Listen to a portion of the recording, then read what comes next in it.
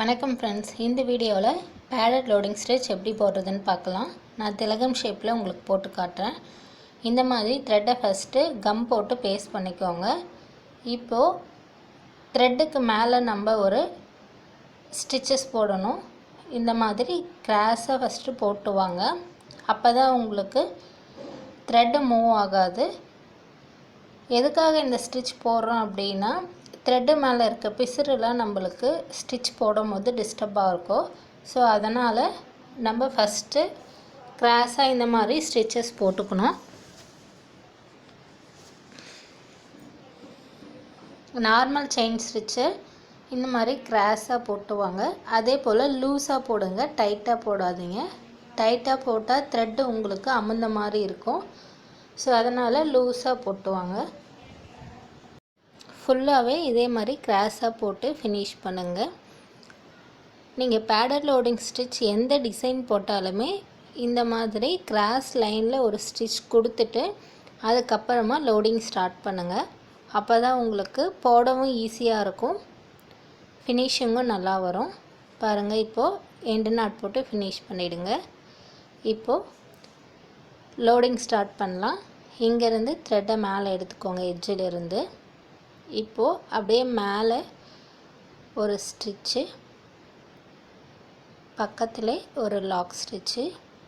இப்போது அப்படியே த்ரெட்டை கீழே கொண்டு வந்து த்ரெட்டுக்கு பக்கத்தில் ஒரு ஸ்டிச்சு, அதுக்கு பக்கமே ஒரு லாக் ஸ்டிச்சு. இப்போது மேலே ஸ்டிச் ஒன்று, லாக்கு. அப்படியே நம்ம ஒவ்வொரு ஸ்டிச்சு போட போட அப்படியே கிராஸாக கொண்டு வந்துடணும்.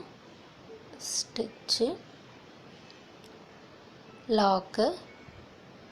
நீங்கள் மேலே போகும்போது ஸ்டிச் ஒன்று போட்டு லாக் ஸ்டிச்சு மேல் சைடு போடணும், ரைட் சைடு.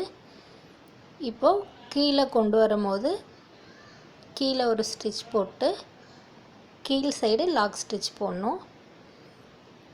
இப்போது மேலே அதே போல் த்ரெட்டுக்கு பக்கமாகவே ஸ்டிச் போட்டுவாங்க. கொஞ்சம் டிஸ்டன்ஸில் போட்டிங்கன்னா நம்மளுக்கு ஷேப் வராது. லாக் ஸ்டிச்சும் அதே போல் பக்கமாக போடுங்க. கீழே ஸ்டிச் ஒன்று, லாக்கு.